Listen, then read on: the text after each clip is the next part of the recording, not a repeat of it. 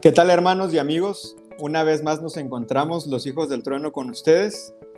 Esta vez ya en nuestro 10º episodio después de 2 meses y medio. Espero que hayan pues encontrado la manera de poder acercarse a la palabra, que es uno de los objetivos que tenemos, ¿no? Poder causar curiosidad y acercarlos ustedes a la palabra de Dios y finalmente a nuestro Dios. ¿Cómo estás, Edson? Después de 10 episodios, ¿cómo te has sentido siendo parte del equipo? Hola, hola, gusto en saludarles, pues muy contento, muy agradecido con Dios por la oportunidad y pues invitarles para que sigan viendo nuestros episodios y que esperamos que sean de provecho para todos. Muy bien. Albert, ¿tú qué tal? ¿Qué tal, Leo? Después de 10 semanas. Ya sé. Hemos tenido altos y bajos y también les quiero comentar que tal vez hemos tenido algunos errores explicando algunos detalles, pero no hemos querido editarlos, los dejamos así para que vean que esto es natural. Así que saludos a todos los que nos están viendo y esperemos que también estén agarrando su Biblia y estén estudiando junto con nosotros. Y finalmente, Isaac, ¿tú cómo te has sentido después de estas 10 semanas de los hijos del trueno? Hola Leo, hola Albert, Edson, ¿cómo están? Pues la verdad es que a mí me ha gustado mucho participar con ustedes, estudiar, estar haciendo los podcasts, las intervenciones que hemos tenido, me han gustado demasiado. Esperemos también, como dicen los demás, que pues más gente se haya visto beneficiada, ¿no? Y que muchos más busquemos estudiar más la Biblia, acercarnos más a Cristo Jesús. También me gustaría recordarles que estamos en redes sociales, nos pueden encontrar como Hijos del Trueno ASD. Búsquenos en Facebook, búsquenos en YouTube, búsquenos también en Instagram. Estamos en Spotify y estamos en Apple Podcast. Nos pueden buscar en cualquiera de estas plataformas como Hijos del Trueno ASD. Es correcto. Antes de pasar al tema, que siendo que ya más o menos después de 10 semanas, yo esperaría que ya algunos nos vayan siguiendo la lógica. Vamos a hablar del segundo y tercer ángel. ¿Les parece si hacemos una oración, Albert? Claro, vamos a orar. Amante Padre, te damos gracias por tu amor y tu misericordia. Te damos gracias porque a pesar de que no lo merecemos, tú nos amas y nos guías en este estudio. Queremos pedirte que te quedes con nosotros, que tu Santo Espíritu nos dirija y que esté con cada uno de nuestros amigos que nos están escuchando, que puedas estar con ellos explicándoles también tus verdades y que lo que hagamos sea para honrarte y glorificarte solamente a ti. Queremos pedirte todo esto sin mérito alguno, solamente en los méritos de Cristo Jesús. Amén. Amén.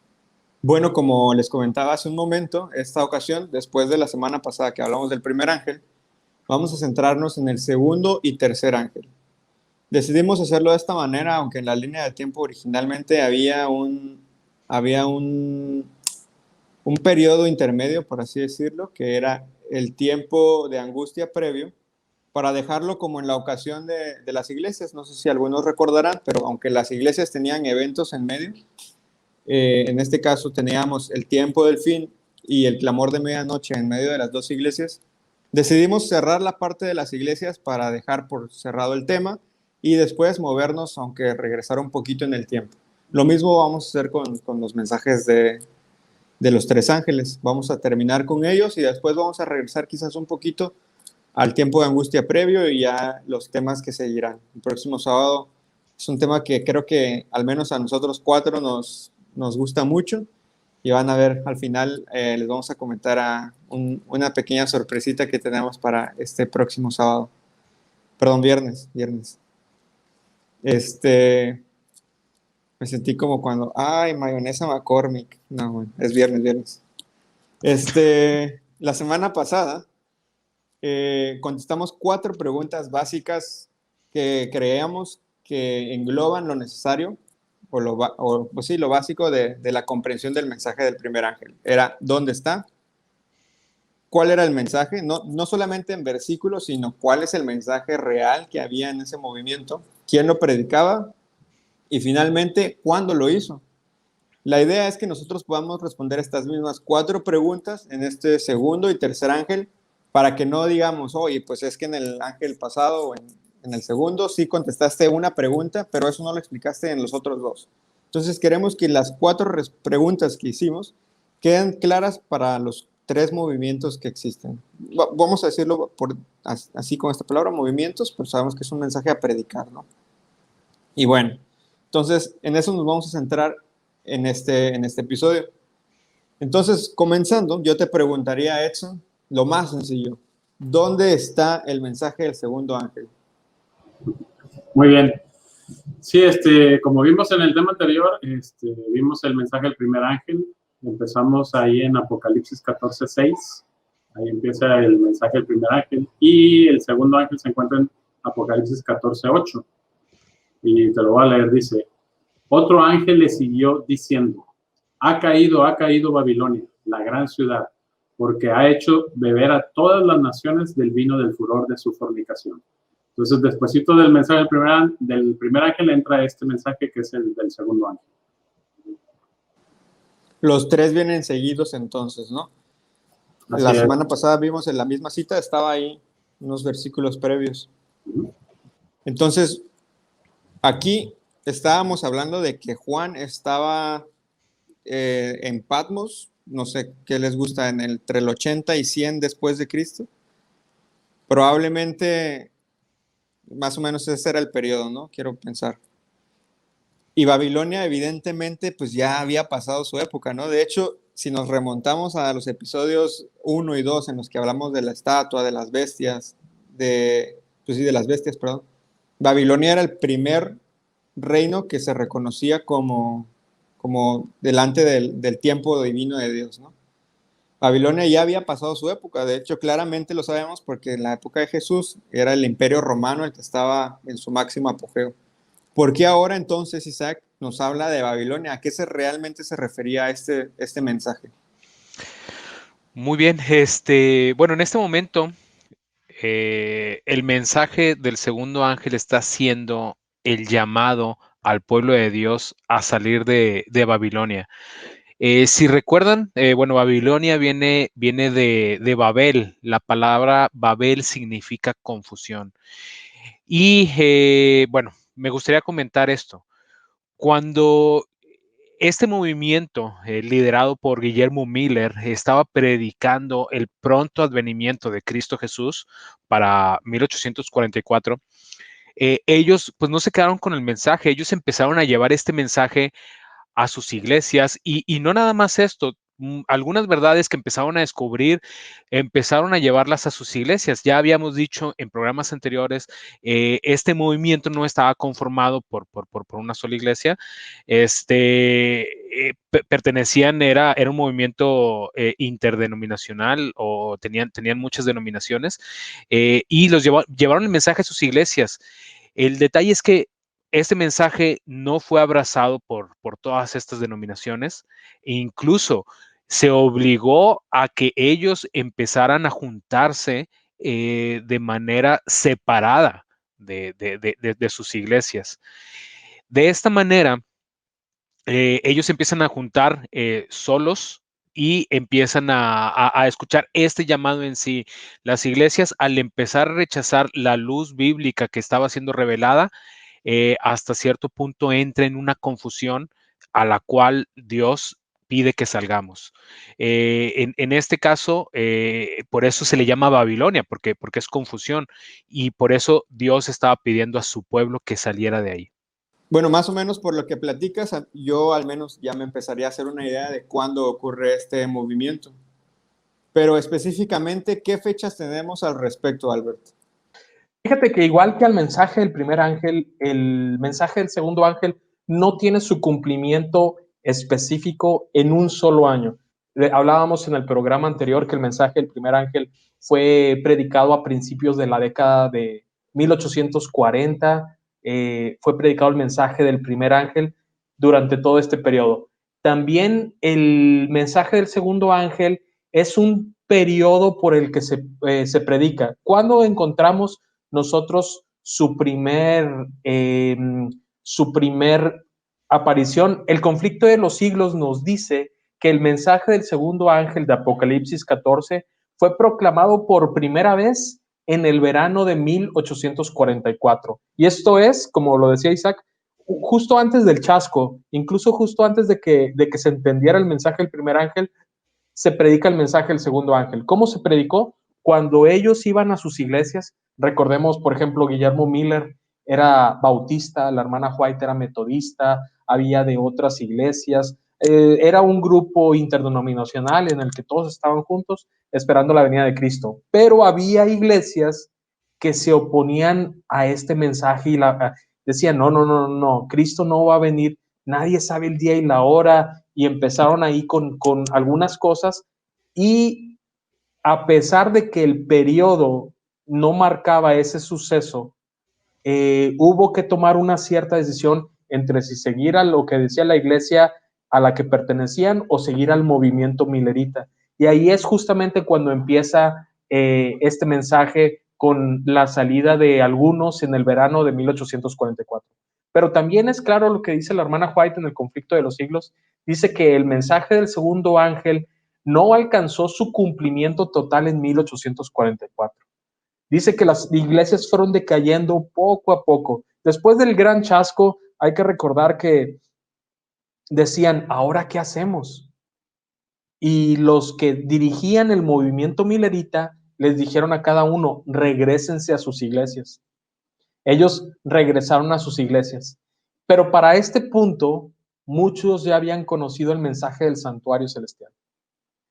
Y cuando regresan a sus iglesias, empiezan a compartir este mensaje del santuario celestial. Miren lo que aprendimos, buscamos en la Biblia. Sí, es verdad, Cristo no vino, pero no era la venida de Cristo lo que señalaba esta profecía, sino era el principio del juicio de Dios en el cielo, con Cristo como nuestro sumo sacerdote y como nuestro abogado. Entonces, cuando ellos traen este mensaje a cada una de sus iglesias, ellos dijeron, no,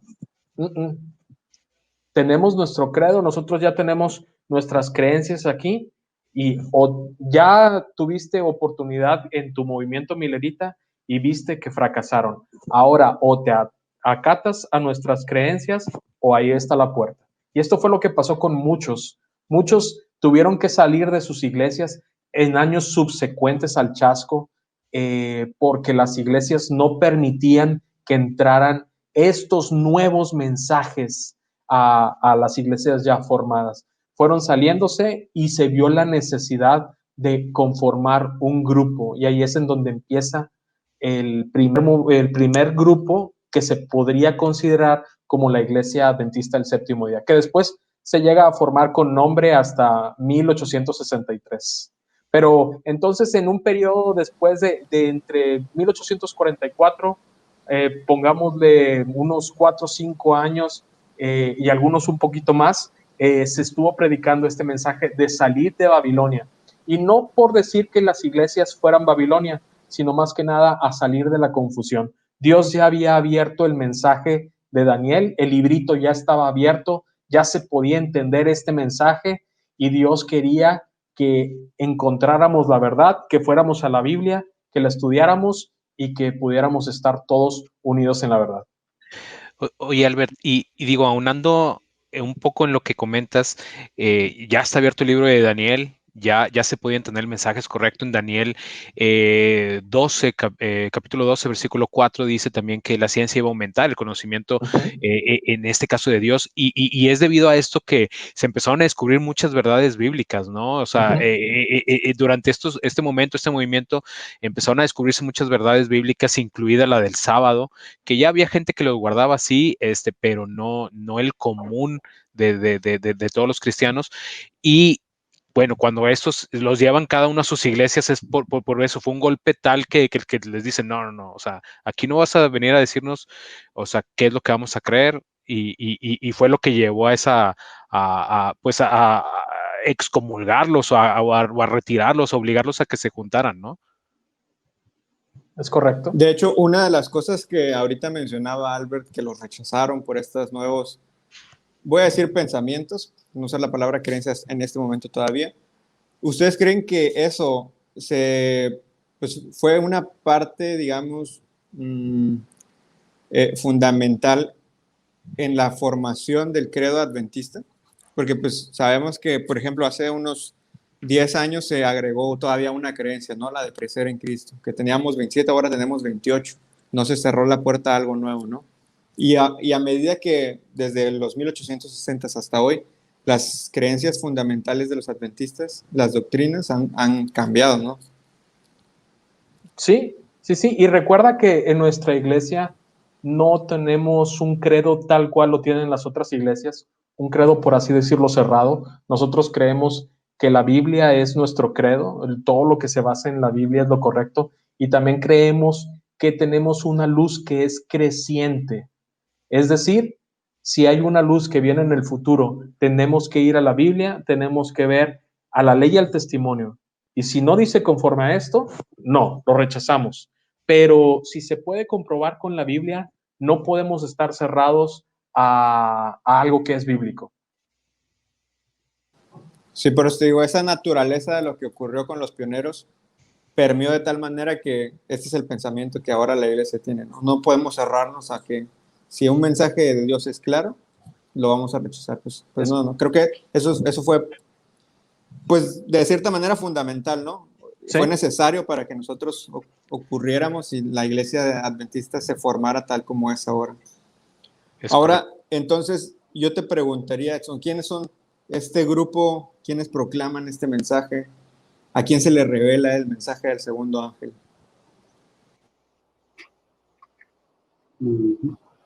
Bueno, como habíamos dicho en el programa anterior, al decir mensaje del segundo ángel no se está refiriendo en sí a un ángel, ¿no? Si tienen oportunidad, vean el capítulo anterior y ahí se van a dar cuenta de lo que significa la figura de ángel, ¿no? O qué se refiere por ángel.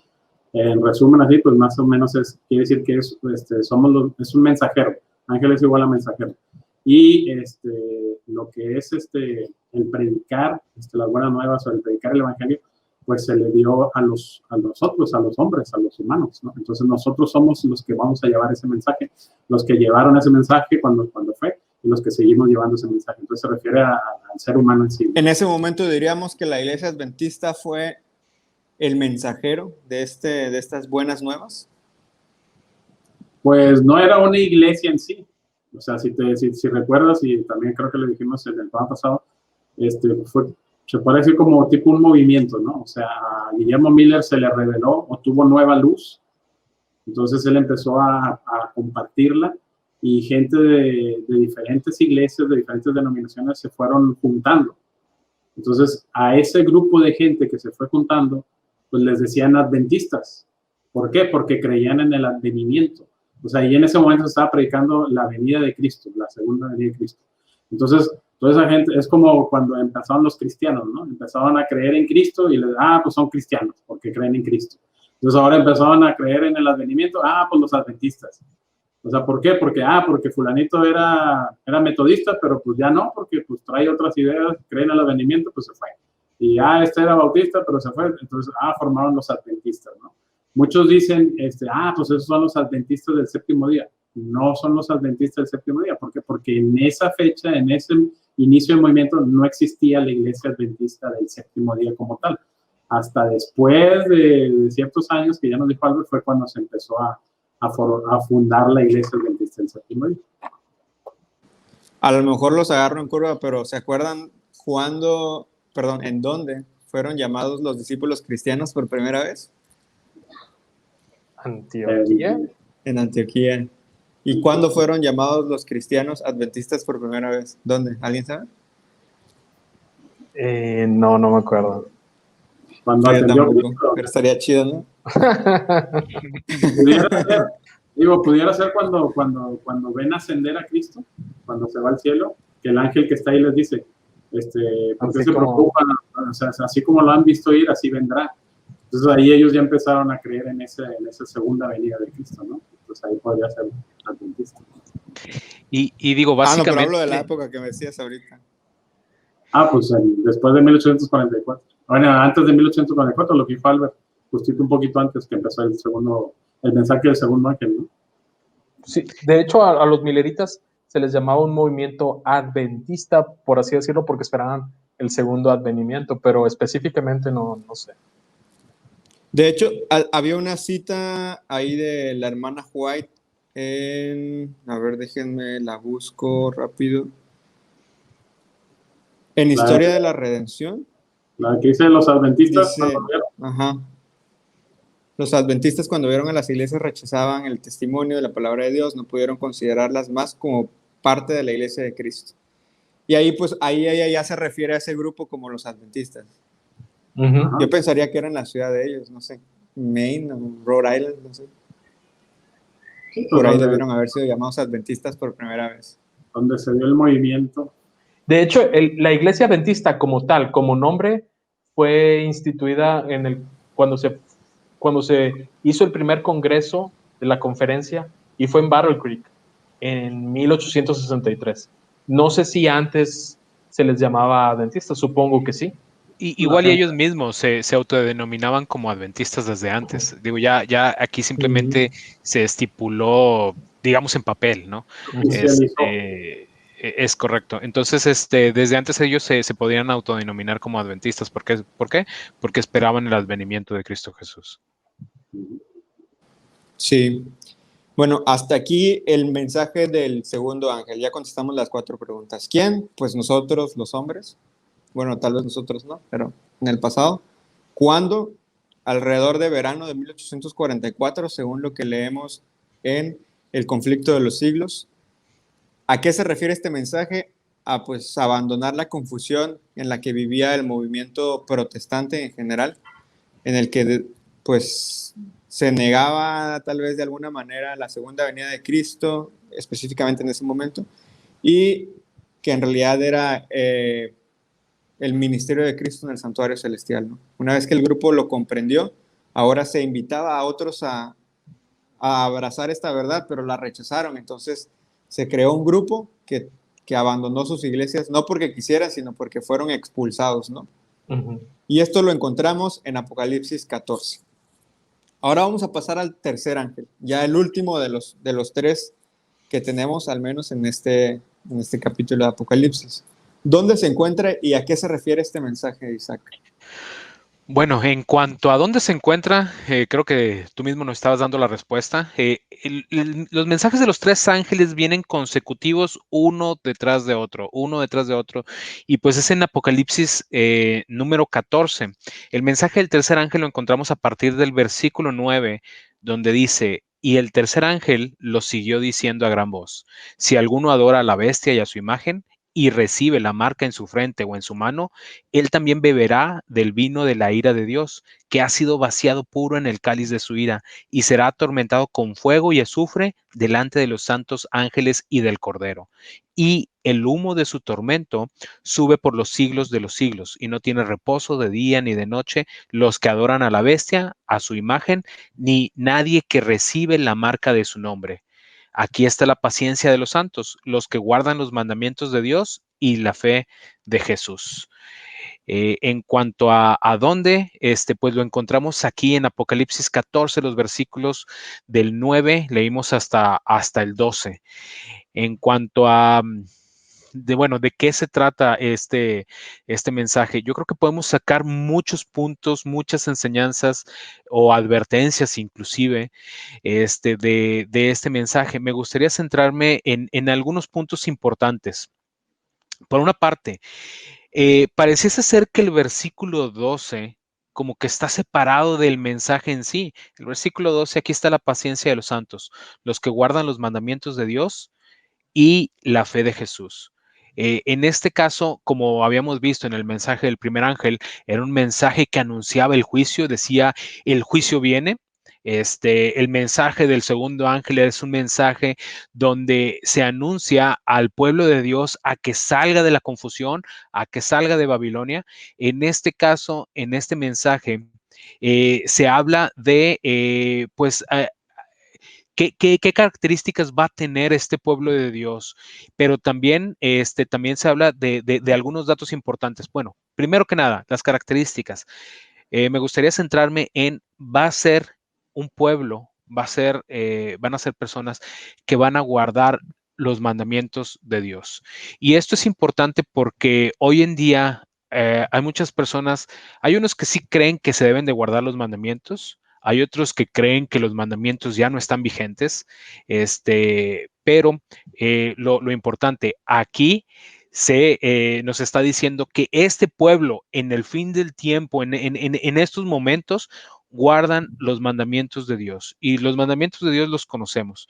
Lo curioso es que la mayoría de los cristianos, ya sea que estén de acuerdo en que los mandamientos estén vigentes o no estén de acuerdo en que los mandamientos estén vigentes, el único problema que tienen es con respecto al cuarto mandamiento, el sábado.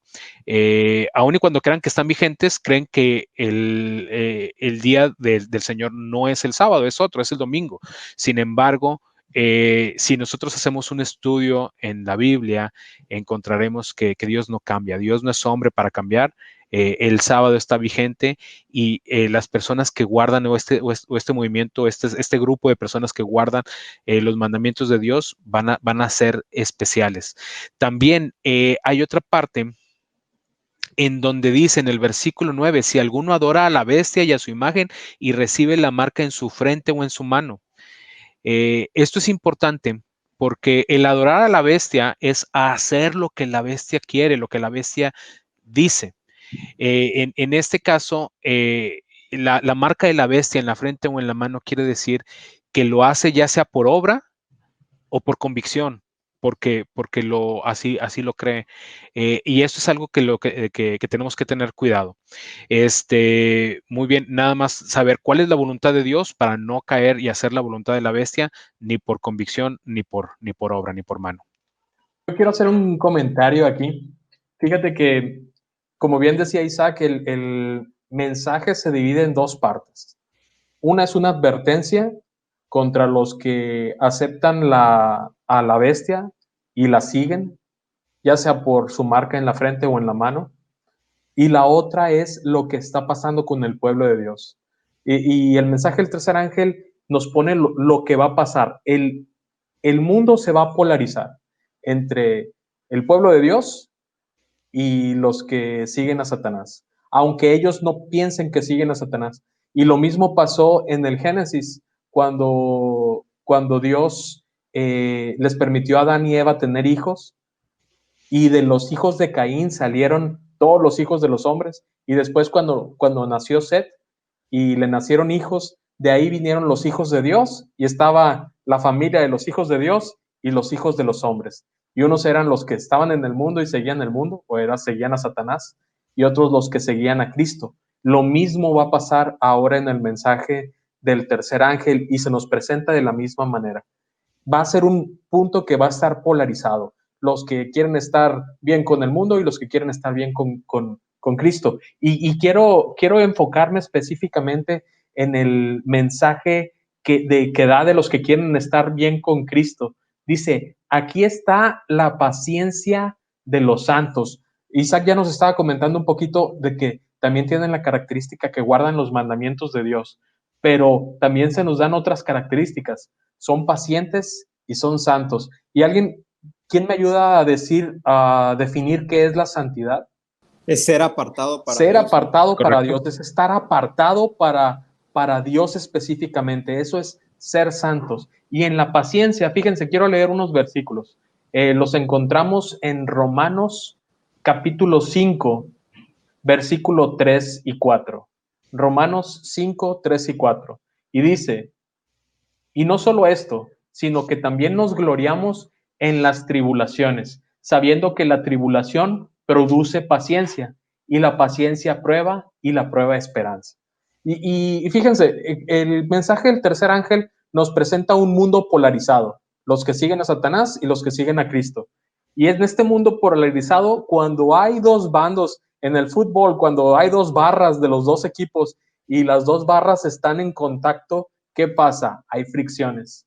Y por eso nos da este tipo de textos, Pablo, que nos gloriemos en las tribulaciones, sabiendo que la tribulación produce paciencia, la paciencia prueba y la prueba esperanza. Y si nos unimos este texto con lo que nos dice la carta de de Santiago, el capítulo 1, en Santiago 1, el versículo 4 dice: mas tenga la paciencia su obra completa, para que seáis perfectos y cabales, sin que os falte cosa alguna. Fíjense cómo esta carta nos dice que la paciencia va a tener una obra completa. Y a lo mejor me salgo un poquito de tema, pero este tipo de personas que van a estar predicando el mensaje del tercer ángel va a ser un grupo especial. Va a ser un grupo especial. Y nos dice más adelante en el mensaje del cuarto ángel que viene en Apocalipsis 18, que van a iluminar la tierra con su gloria. Es la gloria que están reflejando de Cristo. Así como Moisés tenía una gloria que irradiaba, ellos van a iluminar a la tierra con su gloria. Nos lo dice Apocalipsis 18:1. ¿Y por qué? ¿Cómo va a suceder esto? ¿Cómo va a alcanzar este grupo a tener este nivel? Bueno, quiero que me acompañen al libro del profeta Ezequiel. El libro del profeta Ezequiel en el capítulo 36, si mal no recuerdo. Ezequiel 36. Fíjense lo que dice el versículo 22. Por tanto, di a la casa de Israel: así ha dicho Jehová el Señor, no lo hago por vosotros, oh casa de Israel, sino por mi santo nombre, el cual profanasteis vosotros entre las naciones a donde habéis llegado. Y aquí nos está diciendo cuál es el razonamiento de Dios para que Él actúe. Dice: no lo hago por ustedes que han profanado, que han estado pecando, han estado diciendo que no pueden dejar de pecar, han profanado mi nombre en todas las naciones. Dice el versículo 23, y santificaré mi gran nombre santo, declararlo apartado. O sea, mi nombre no va a ser más pisoteado, va a estar aparte. Santificaré mi gran nombre profanado entre las naciones, el cual profanasteis vosotros en medio de ellas, y sabrán las naciones que yo soy Jehová, dice Jehová el Señor, cuando sea santificado en vosotros delante de sus ojos. Entonces, cuando nos está hablando de que son santos y son pacientes y que la paciencia tiene su obra completa y son perfectos, se nos está dando una liga a este versículo. Van a saber que Jehová es el Señor cuando nosotros o ese grupo sea santificado delante de las naciones. ¿Cómo va a hacer esto Dios? Porque yo no lo voy a hacer, ni lo vas a hacer tú, ni lo va a hacer un grupo especial que tenga un método especial. No, lo va a hacer el Señor. Y viene en el versículo 27 la respuesta de este mismo capítulo, Ezequiel 36, 27. Dice: y pondré mi espíritu dentro de vosotros y haré que andéis en mis estatutos y guardéis mis preceptos y los pongáis por obra. Aquí es donde se liga el mensaje del tercer ángel. Cristo pone el espíritu dentro de ti y hace que guarde sus mandamientos. Y es que, Albert, nadie puede guardar los mandamientos o la ley de Dios por sí mismo. O sea, nosotros podemos decir, es imposible para mí guardar la ley de Dios. Si no tenemos a Dios en nuestro corazón, es imposible, pero todo lo puedo en Cristo que me fortalece, ¿no es cierto? Así es. Así es. Cristo es el que pone el querer como el hacer por su buena voluntad. Me puse a pensar ahorita en dos cosas. Voy a comenzar la primera así súper rápido. Es que cuando hablabas de polarización de la sociedad, ¿no? Es increíble porque creo que es algo que podemos concebir en cierta medida. Actualmente, si no apoyas a la comunidad LGBT, LGBTWXYZ, eres homofóbico. Si no apoyas el movimiento feminista, eres machista. O sea, estás totalmente polarizada en causas sociales, digámoslo así, ¿no? Pero imagínate cuando es una preparación para esto. Sí, exacto. O sea, imagínate cuando Satanás suelte todo el poder para poder controlar las mentes de estas personas que hayan entregado sus pasiones a él, ¿no? Va a ser sumamente más complicado, creo.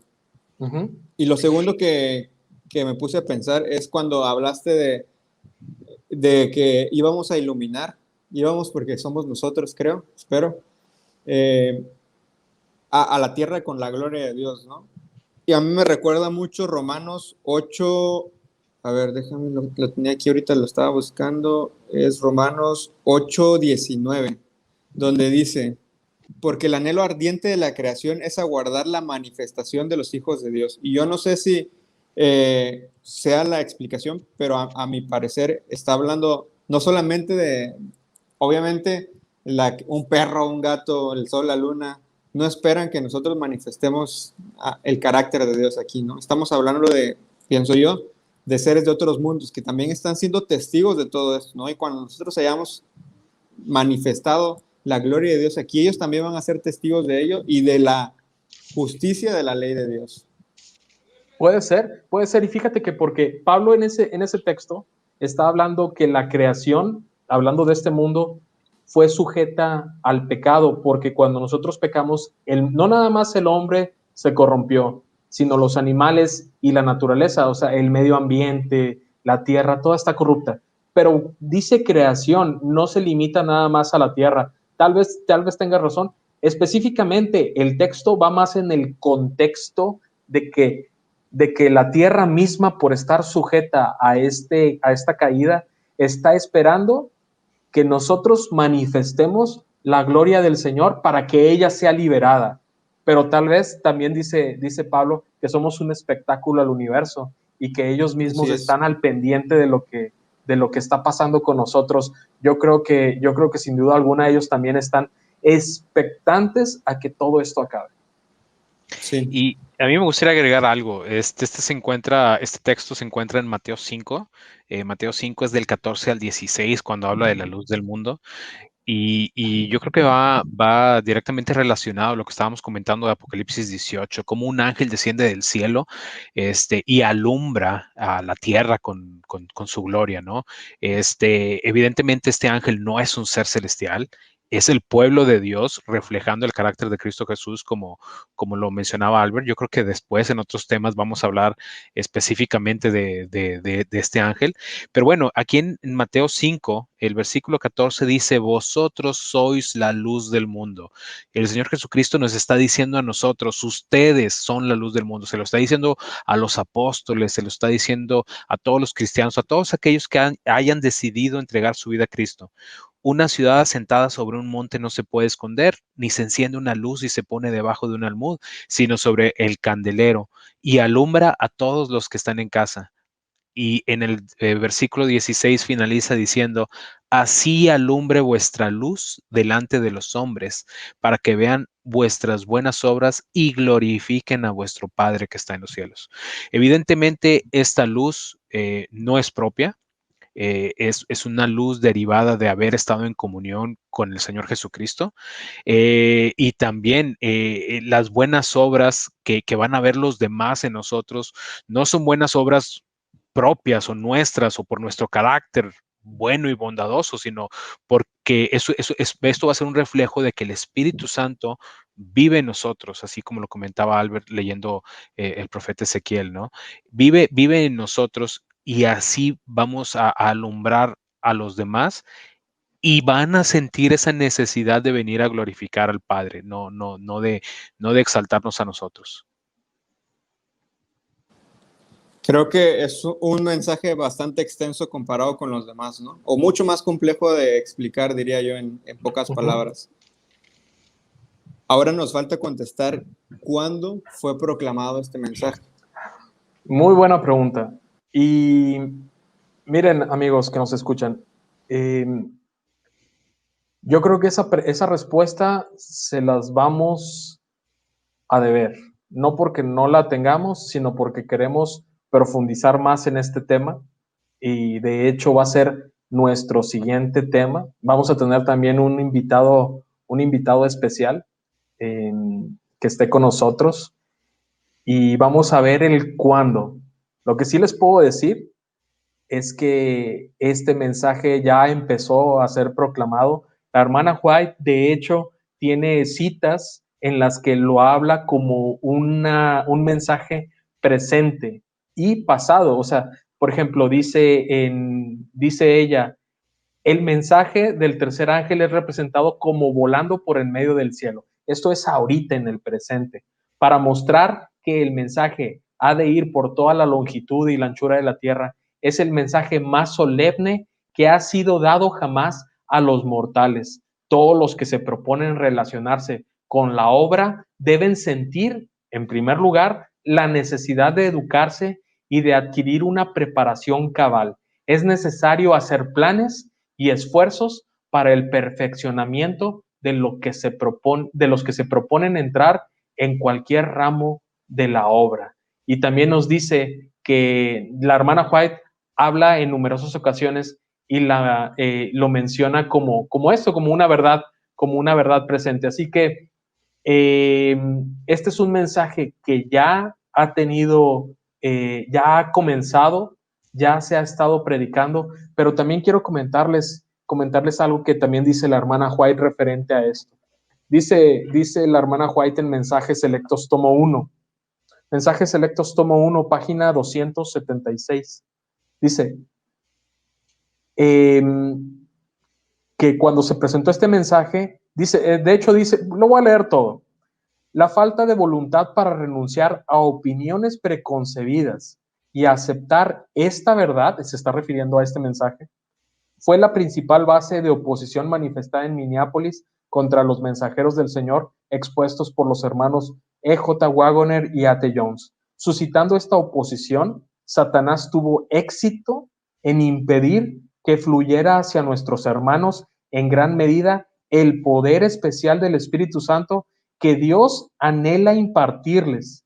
El enemigo les impidió que obtuvieran esa eficiencia que pudiera haber sido suya para llevar la verdad al mundo, tal como los apóstoles la proclamaron en el día del Pentecostés. Fue resistida la luz que ha de alumbrar a toda la tierra con su gloria y en gran medida ha sido mantenida lejos del mundo por el proceder de nuestros propios hermanos. Y quiero rescatar un punto. Este mensaje del tercer ángel no es un mensaje nuevo, no es una verdad nueva que Dios le haya dado a su pueblo en los últimos días. Este mensaje es un mensaje eterno, como lo hemos visto, de ser santos, de tener paciencia, de guardar los mandamientos. Esto era lo mismo que le predicó a Adán, a Caín y Abel, a Set, a Noé, a Job decía que era perfecto, dice la Biblia, que no había nadie como él. Hasta Satanás dice, él logra eso porque tú le pones un cerco, etcétera. Este es un mensaje que si lo repasamos en la Biblia, lo podemos encontrar en cada punto del pueblo de Dios a lo largo de la historia. Y bueno, Albert, a mí nada más me gustaría añadir algo, comentar un poco más. Sé que vamos a dejar un poco de este mensaje para poder explicarlo en el próximo episodio. No me voy a adentrar mucho a eso, pero para que los que nos están escuchando ahorita nos entiendan un poquito más. La finalidad de este mensaje es restaurar al hombre a la posición que tenía cuando salió de las manos de Dios. Es decir, cuando Dios creó a Adán y a Eva, Adán y Eva no sabían de lo malo, no sabían del pecado, por su mente no pasaba ni siquiera la voluntad de desobedecer a Dios. Ellos eran prácticamente poseedores del carácter divino. Y en este caso, cuando pecaron, debido al engaño de Satanás, cayeron de esto. El propósito que ha tenido Dios durante todas las edades es restaurarlos, es que nosotros salgamos del pecado, seamos santificados y lleguemos nuevamente a la estatura que teníamos originalmente, que fue la misma que reflejó el Señor Jesucristo cuando vino y estuvo aquí en la tierra.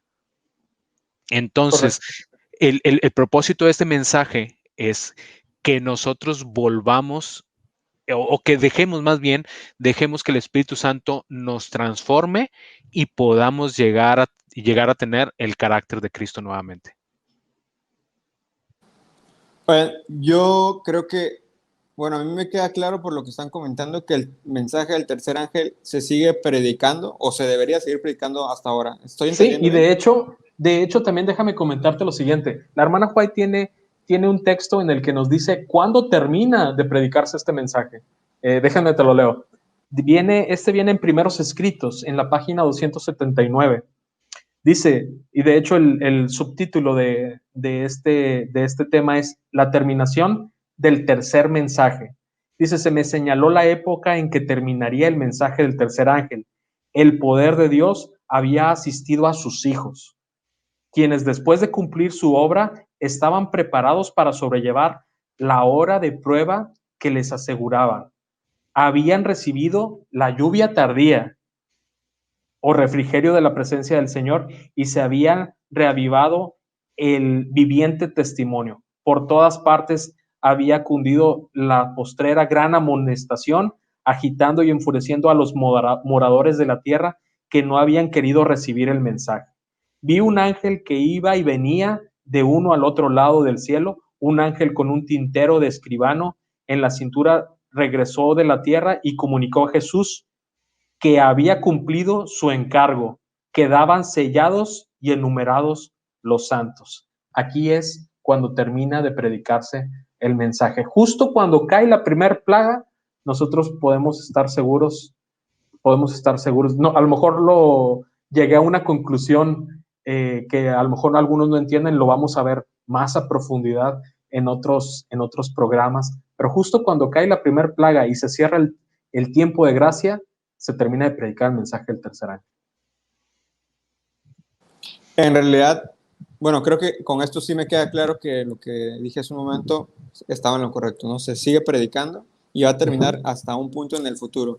Pero ¿qué pasa con el primero y el segundo? ¿Se sigue predicando todavía o decimos que, bueno, se sigue y se debiera? ¿O en el mensaje del tercer ángel ya dejamos por sentado que esos dos ya están ahí? Es que de cierta manera, Leo, el mensaje de la restauración del hombre involucra el primer mensaje angelical e involucra el segundo mensaje. Entonces, o sea, no va a haber un momento en el cual nosotros podamos desatendernos del juicio de Dios, que no nos preocupe. No va a haber un momento en el cual nosotros nos podamos echar, por así decirlo, a la hamaca y no salir de la confusión. Es decir, es como una parte integral. Estos tres mensajes, por eso van uno detrás de otro, van unidos aquí en la Biblia, porque es integral, ¿no? Estos mensajes van de la mano y todo tiene como propósito la restauración del hombre. Ok, muy bien. Pues creo que con esto... Sí, dale, porque yo iba a cerrar. Fíjate que yo había escuchado que aparte de que son integrales y van así de la mano, también tiene mucho que ver la secuencia en la que se dan. Porque estaba escuchando la otra vez a un pastor que estaba predicando que dice, tú no puedes llegar con una persona y darle el mensaje del tercer ángel si no le has dado el del 1 y el 2. Porque si tú llegas ya con el tercero, a lo mejor te va a rechazar. O sea, no. Pero si empiezas con el 1 y el 2, como que también eso lo va preparando para que ya pueda escuchar el 3. Entonces van de la mano, van unidos, se predican juntos como que y van así. Es correcto. Bueno, con esto creo que ya contestamos las 4 preguntas básicas para los 3 mensajes.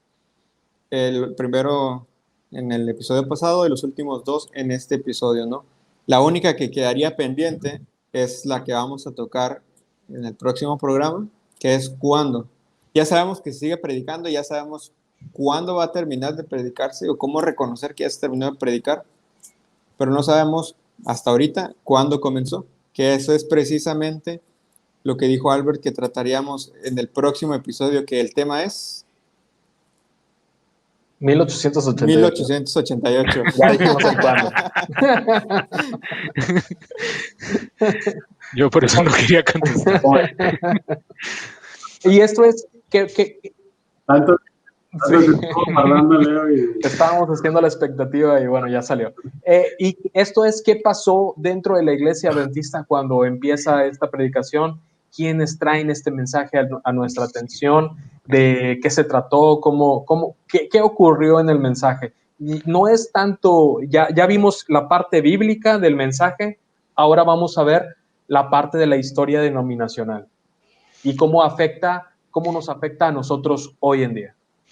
Y algo que tenemos que tener en claro, porque a lo mejor los que nos ven o los que nos escuchan puedan pensar, no, pero hace un momento dijeron que este mensaje, o sea, está desde el inicio, desde Adán, o sea, ¿cómo pueden decir que empieza en una fecha en específico? Bueno, hay que entender un detalle, que es lo que vamos también a tratar en el próximo programa. Aun y cuando este mensaje es eterno, al pueblo de Dios en el tiempo del fin, es decir, en temas escatológicos, hubo un momento en el que Dios lo mandó para que lo pudiésemos aceptar y se cumpliese la obra. Y eso es lo que vamos a tratar el próximo programa.